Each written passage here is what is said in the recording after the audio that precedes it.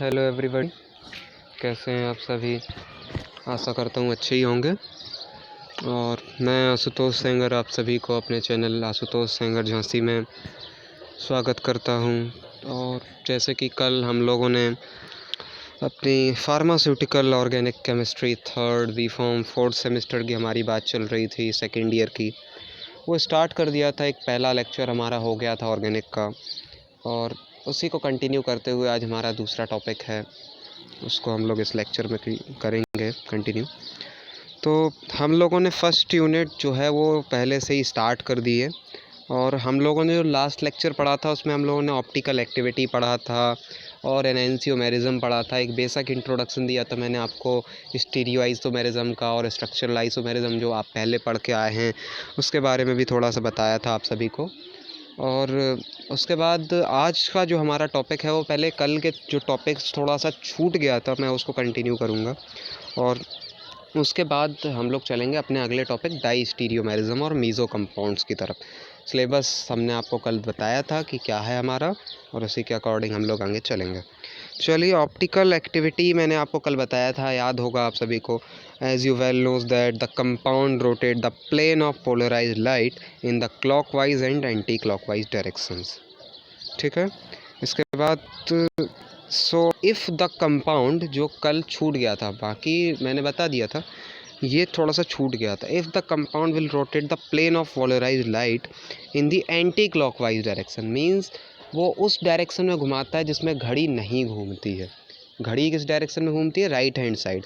But अगर compound plane of polarised light को left hand side घुमा देता है, एंटी क्लॉकवाइज घुमा देता है, तो वो होता है हमारा लीवो रोटेटरी। आपने फिज़िकल में भी पढ़ा होगा, थर्ड सेमेस्टर फिज़िकल फार्मास्यूटिक्स में। और उसको हम लोग नेगेटिव साइन से शो करते हैं या नेगेटिव कंपाउंड बोलते हैं। आपने देखा होगा कभी ऑर्गेनिक में, दिमाग में आया होगा, अब पता चल रहा होगा कि वो होता क्या है। और अगर वो क्लॉकवाइज डायरेक्शन में घुमाता है, मीन्स घड़ी की दिशा में घुमाता है, तो उसे हम लोग बोलते हैं डेक्स्ट्रोरोटेटरी, और उसको हम लोग पॉजिटिव से शो करते हैं, क्योंकि राइट हैंड जो होता है वो मोस्टली पॉजिटिव होता है, अकॉर्डिंग टू ग्राफिकल प्रेजेंटेशन भी हम लोग बोल सकते हैं। Then we will talk about the new topic and the third topic of our syllabus of unit first, organic chemistry, pharmaceutical organic chemistry third, that is डाईस्टीरियोमेरिज्म। डाईस्टीरियोमेरिज्म जो है वो एक फिनोमेना है जिसमें डाईस्टीरियोमर्स के बारे में हम लोग स्टडी करते हैं। तो diastereomers are the non mirror images of each other and they are not optical active, means हो भी सकते हैं नहीं भी हो सकते हैं। बेसिकली हम लोगों ने यही बोलते हैं नहीं होंगे, क्योंकि जो स्टीरियो आइसोमर्स होते हैं वो इनेंशियोमर्स होते हैं ऑप्टिकली एक्टिव। इनेंशियोमर्स को छोड़ के जितने स्टीरियो आइसोमर्स होंगे वो कौन होंगे? डाईस्टीरियोमर्स। अब डाईस्टीरियोमर्स ऐसे कंपाउंड्स होते हैं जिनमें 2 कार्बन एटम होते हैं, और इनेंशियोमर्स ऐसे कंपाउंड होते हैं जिनमें एक कायरल सेंटर होता है। कायरल सेंटर मैंने बताया था, ऐसा कार्बन जिस पे 4 डिफरेंट फंक्शनल ग्रुप या 4 डिफरेंट सब्स्टिट्यूशन ऐड हो। देन हम लोग बात करते हैं कि क्या डिफरेंस होगा इनेंशियोमर्स और डाईस्टीरियोमर्स। अभी मैंने इतने में ही बता दिया कि इनेंशियोमर्स के पास एक होगा, डाईस्टीरियोमर्स के पास 2 या 2 से ज़्यादा कायरल सेंटर्स होंगे।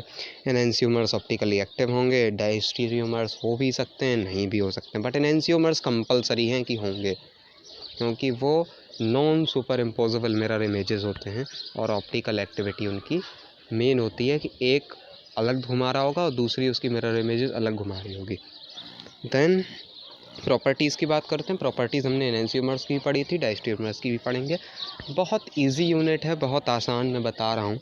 और इसके बाद आप जब मेरे नोट्स थे जो मैंने आपसे बोल के रखा है, नोट्स आप लोग ले लीजिएगा। जैसे ही आप मेरे नोट्स से इसको एक बार पढ़ेंगे और ये वीडियो देखेंगे एक बार, बस एक ही बार, दूसरी बार शायद ही आपको देखना पड़े, और देखना पड़े तो उतना छोटा है वीडियो, बहुत बड़ा नहीं बनाता हूँ मैं, तो बस 2 बार जैसे ही आप देखेंगे वैसे ही आपको पूरी याद हो जाएगी यूनिट। ऑर्गेनिक बहुत इजी है, मैं कहता हूँ सारी चीज़ें बहुत इजीली पढ़ाता हूँ, ट्रिक्स से पढ़ाता हूँ। चलिए, प्रॉपर्टीज़ अगर देखें तो इनेंशियोमर्स की प्रॉपर्टीज़ सेम थी फिज़िकल, बट डाईस्टीरियोमर्स की अलग होती हैं। अब फिज़िकल प्रॉपर्टीज़ क्या होती हैं, एक छोटा सा introduction. Boiling point, melting point, order, appearance वगैरह वगैरह पता है, आप लोग बहुत ऊपर आ गए हैं, इंटर में ही आपको बहुत अच्छे से पता लग जाता है। Then they don't have identical properties like enantiomers. Means enantiomers की तरह नहीं होती हैं। और फिर डाइस्टीरियोमर्स जो होते हैं इन्हें कैसे सेपरेट आउट कर सकते हैं। एनेंशियोमर्स को सेपरेट आउट करने के लिए हम लोगों को रेसिमिक मिक्सचर वाला जो टॉपिक पढ़ेंगे तब पता चलेगा। देन हम लोग बात करते हैं stereo isomers that are not enantiomers और डाइस्टीरियोमर्स। तो ये हमारा टार्टरिक एसिड एग्जाम्पल है। ओके, तो कंटिन्यू हम लोग करते हैं। Stereo isomers that are not enantiomers और डाइस्टीरियोमर्स, मैंने आपको पहले बता दिया, जो एनेंशियोमर्स नहीं होते हैं वो डाइस्टीरियोमर्स होते हैं। एग्जांपल्स दिए हुए हैं, टार्टरिक एसिड भी एक एग्जांपल है, और यहाँ कुछ एग्जांपल्स हैं, आप क्लियर देख पा रहे होंगे, नहीं देख पा रहे होंगे नोट्स ले लीजिएगा तो आपको क्लियर दिखाई दे जाएगा। देन हम लोग अगली बात करते हैं हमारे टॉपिक की, मीज़ो कंपाउंड्स। ये भी डाइस्टीरियोमर्स ही होते हैं, बट इनमें कुछ कंडीशंस होती हैं। क्या होती हैं मैं बताता हूँ। They are the diastereomers that have a plane of symmetry and they are optically inactive. ये ऑप्टिकली इनएक्टिव ही होते हैं, दैट इज़ कंपल्सरी। क्यों होते हैं? They are the compound that have 2 chiral centre in its structure, पहले ही पता है हमें, वो डाइस्टीरियोमर्स की भी कंडीशन है। And the 1 chiral centre is in another configuration and second is in another. Means दोनों कायरल सेंटर्स का जो कॉन्फ़िगरेशन होगा वो डिफरेंट होगा। मीन्स एक क्लॉकवाइज एक एंटी क्लॉकवाइज, तो आपस में ही वो क्रॉस मार देंगे एक दूसरे को। So the optical rotation of each other carbon means एक दूसरे का जो कायरल सेंटर्स होते हैं वो कैंसल्ड हो जाता है due to plane of symmetry. अब प्लेन ऑफ सिमेट्री ये वर्ड मैं पढ़ाऊँगा आपको अगले टॉपिक में, अभी बता दूंगा तो अगला टॉपिक मज़ा नहीं आएगा। ये मैं पढ़ाऊँगा आपको कल, यानी अगले लेक्चर में। अगले टॉपिक हमारा यही है, एलिमेंट्स ऑफ सिमेट्री, इसमें हम लोग पढ़ेंगे। अभी आप बस इतना समझ लीजिए कुछ एग्जांपल्स की हेल्प से। तो examples of meso compound, that is, ये क्लियर दिख रहा होगा आपको, meso tartaric acid, that is meso tartaric acid. ये टार्टरिक एसिड है जिसके बीच से अगर हम लोग इसको क्रॉस कर दें तो ये देखिए यहाँ भी COH OH, तो इस टाइप से अगर हम लोग इसके बीच में एक लाइन खींच दें, एक तरह से काट दें, तो बिल्कुल इक्वल हो जाएगा, that is called plane of symmetry. और अब आप देखिए कि ये रोटेशन जो है वो अभी आपको दिख रहा होगा कि हम लोग एक रोटेशन ऐसे करते हैं, इसमें हमें अभी CIP रूल भी पढ़ेंगे, DL नोमेनक्लेचर भी पढ़ेंगे, RS भी पढ़ेंगे, EZ भी पढ़ेंगे। तो उसमें क्या होता है, आपको एक ब्रीफ में बताता हूँ कि ये जो कायरल सेंटर्स होते हैं इनमें एक प्रायोरिटी रूल होता है, सीक्वेंस रूल होता है अकॉर्डिंग टू CIP रूल। अब CIP मीन्स कान इनगोल्ड एंड प्रीलॉग ने एक रूल दिया था। अभी मैं आगे आपको सब पढ़ाऊँगा धीरे धीरे, क्योंकि वो हमारे सिलेबस में बाद में दिए हुए हैं, ये चीज़ें पहले हैं तो इन्हें हम पहले कवर अप करेंगे।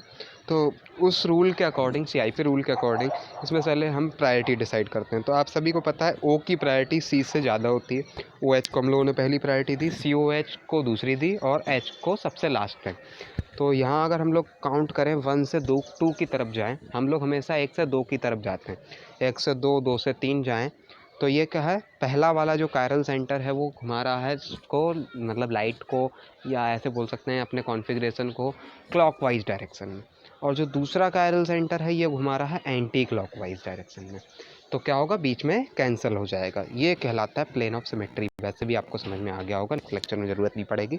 ये एक और एग्जांपल मैं ड्रॉ करके रखे हूँ, इसमें एक कंडीशनल प्लेन ऑफ सिमेट्री, माने पूरी तरह से नहीं है, लेकिन ये भी मीज़ो कंपाउंड ही है। फिर हम लोग अपने अगले टॉपिक की तरफ पढ़ते हैं, कायरल एंड अकायरल मॉलिक्यूल। छोटा सा टॉपिक है और ये आप खुद से पढ़िएगा, मैं सिर्फ बता दे रहा हूँ। कायरल मैंने कल आपको समझा दिया था। अकायरल मॉलिक्यूल्स में जितने भी ऑर्गेनिक कंपाउंड्स जो कायरल एटम नहीं लिए होते हैं वो होते हैं अकायरल मॉलिक्यूल्स। बस इतनी सी कहानी है, आप इसको खुद से किसी बुक का रेफरेंस लेके या मेरे नोट्स लेके पढ़ लीजिएगा, बहुत ईजी कहानी है। बाकी जितने भी टीचर्स आपको पढ़ाते हैं वो कायरल एंड अकायरल टॉपिक्स छोड़ देते हैं।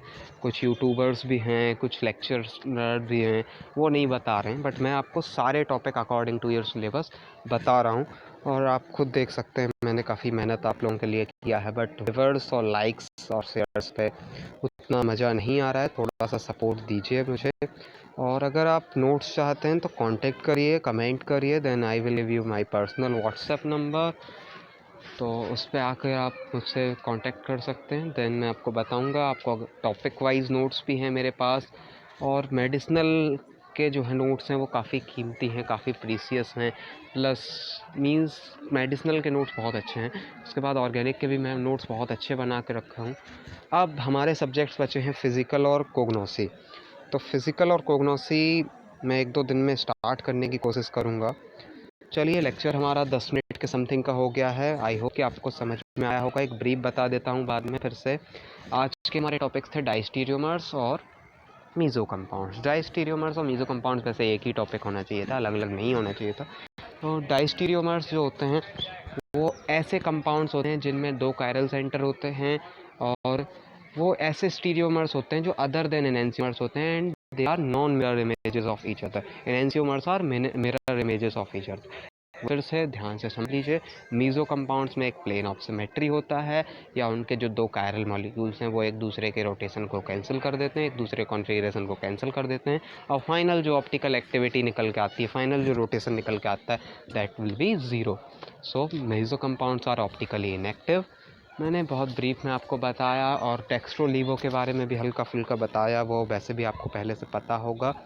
बाकी नोट्स बनाइए, प्रिपरेशन करिए। एग्ज़ाम हमारे होंगे अप्रॉक्स जुलाई में, जहाँ यूजीसी का कहना है, और मे बी कि नेक्स्ट सेमेस्टर स्टार्ट करके बीच में करा दिया जाए। भाई यूनिवर्सिटी हम लोग कुछ नहीं कर सकते, तो तैयार रहिए हर एक कंडीशन के लिए, क्योंकि स्टूडेंट को सारी कंडीशंस के लिए तैयार रहना पड़ता है।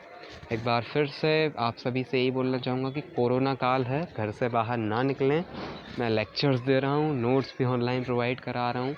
उन्हीं नोट्स की हेल्प से पढ़ें, अपने घर पे रहें, और अपने घर वालों का और अपनों का सबका ध्यान रखते हुए इस कोरोना काल में हमारे भारत देश की रक्षा करें और अपनी रक्षा भी करें।